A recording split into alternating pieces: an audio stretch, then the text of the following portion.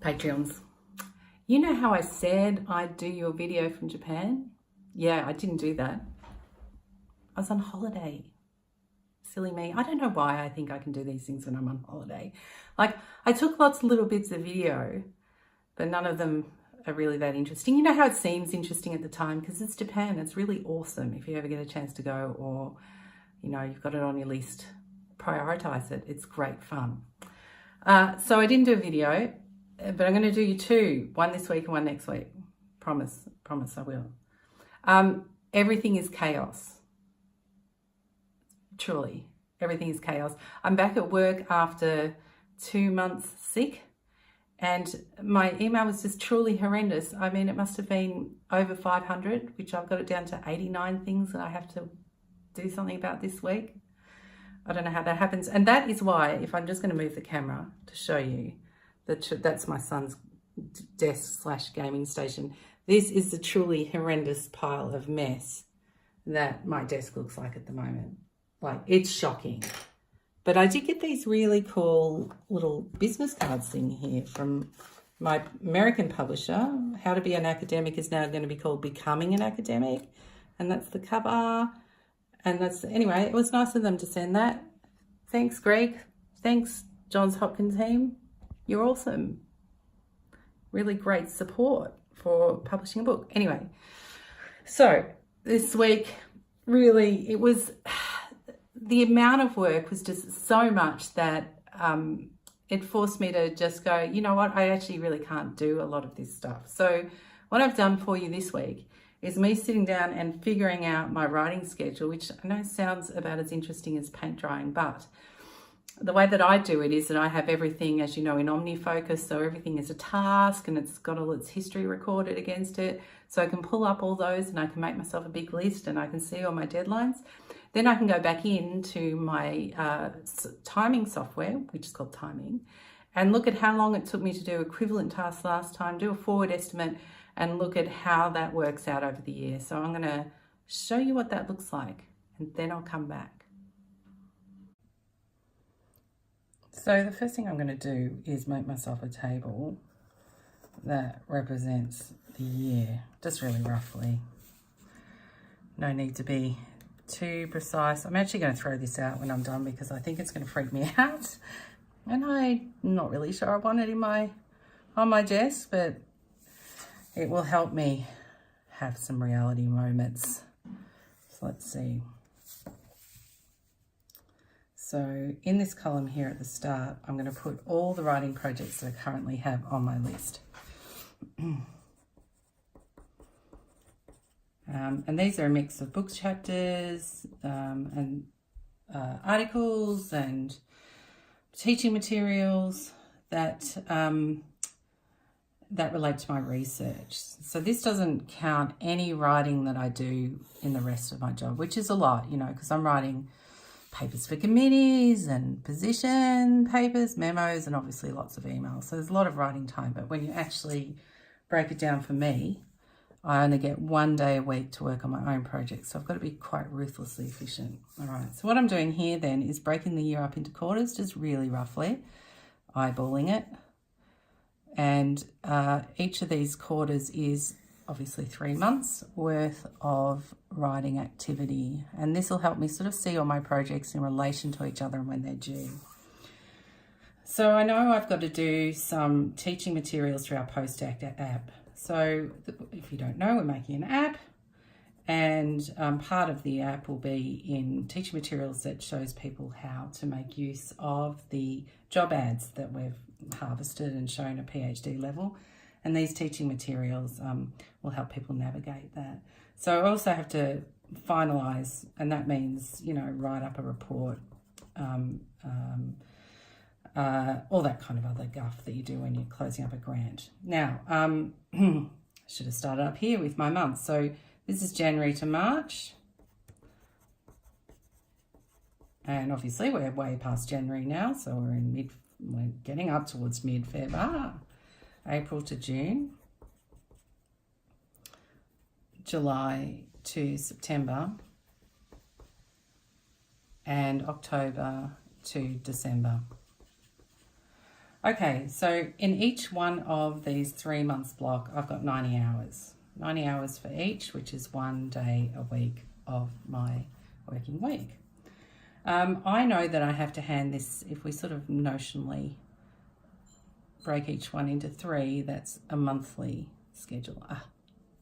My architecture teacher would be having fits about how I can't eyeball distances anymore. Okay, so I know that this project is due by the end of April, and there's absolutely no moving that.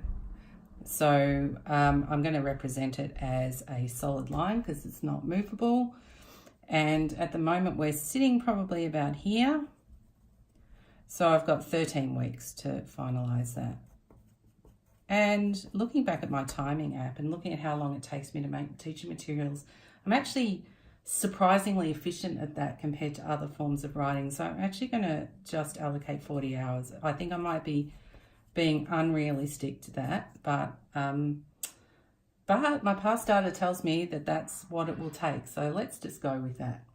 The next thing that I'd like to do is we started writing a book on the machine learning processes we used in the grant.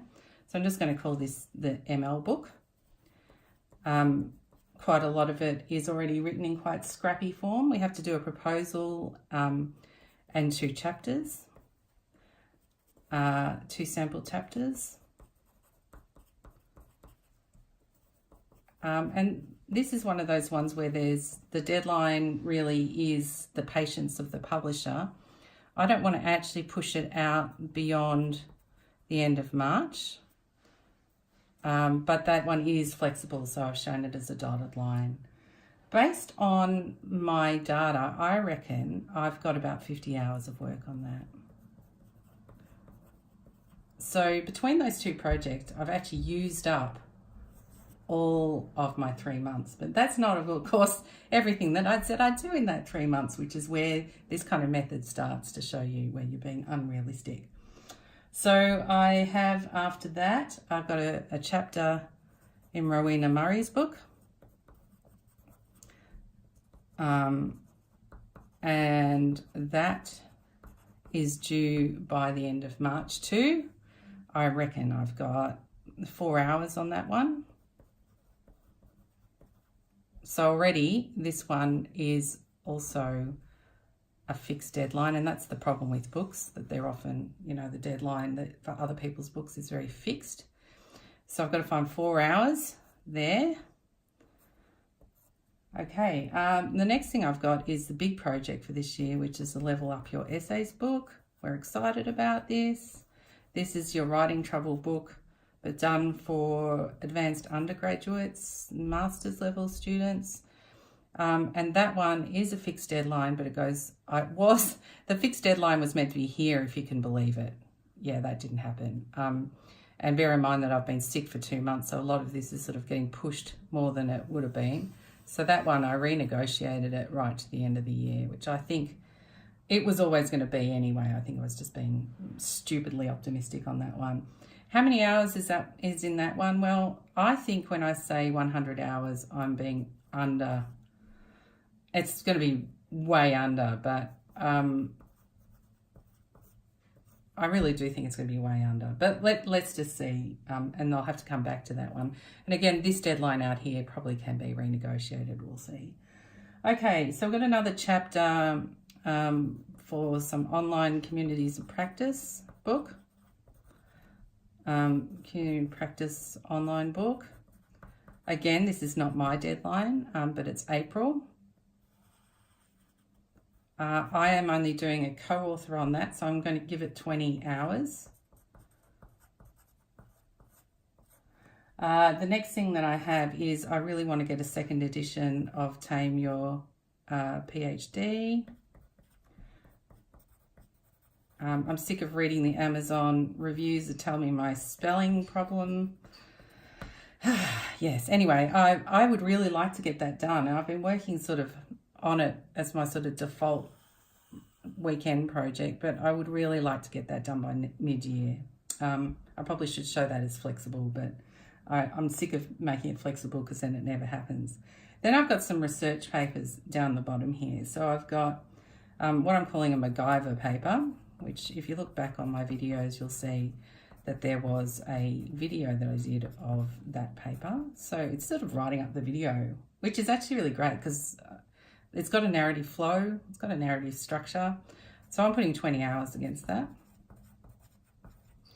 And then I've got another paper, which I'm calling the Career Intentions paper. I did a little survey, not a little one actually, quite hundreds of people.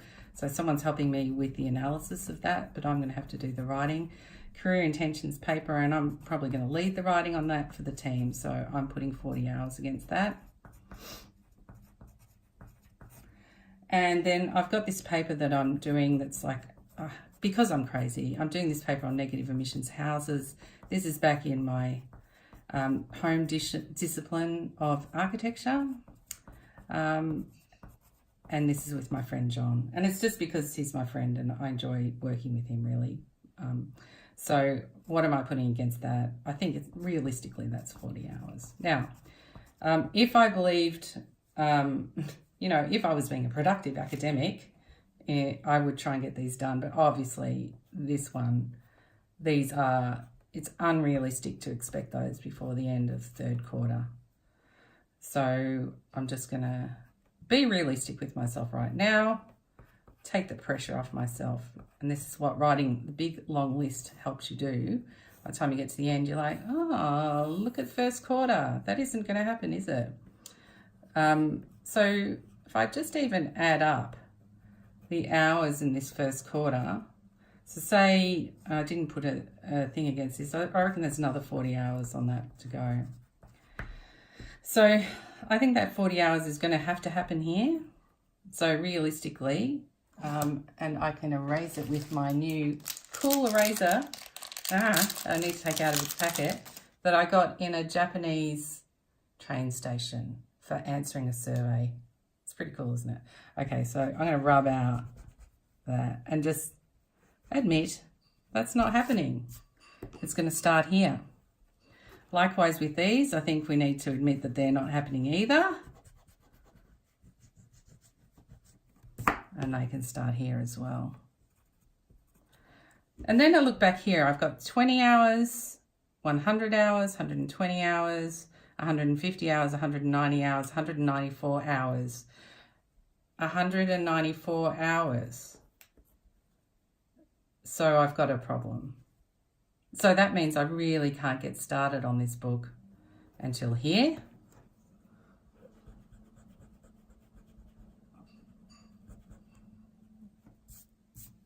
Okay, so that is clarifying. So I think that the things that are possibly that I'm going to have to drop is this one. It's the one I probably, of the list, care about the least. And if I drop that one, I think I've got a realistic chance of bringing in my first quarter with nothing else starting. So this is what's really helpful about this is it helps me go back into timing, back into OmniFocus and just adjust the timelines on things. So they disappear from my list of things, but I still know they exist. I'll file this piece of paper and pull it out at the end of the quarter and review how I've gone. So I hope you found my scheduling interesting, useful. I don't know if you've ever done anything like that. If you're doing a PhD, I suppose you could translate that to chapters. But usually when you're doing a PhD, you're also doing other things. You're doing teaching and all that kind of stuff. So it does help you sort of see everything together on a page and in perspective. So I'd be interested to hear your comments or maybe tell me how you do things or, I don't know, send me a video. That could be fun. We could do user videos. Who knows? Okay, so next week, what I had in mind is Victoria, who is in my team at work and buys things for me, bought me so many pointers. I literally have 5 here on my desk now. I thought I'd do an unboxing comparison of pointers for presentation, but then that just sounds really, I don't know, weird and dumb. So you tell me, is that weird or dumb, or would you actually like to see it? Or is there something else you'd like me to video about? If you tell me this week, by next Saturday, I reckon I could do it. Anyway, have a great week. I'll see you next week.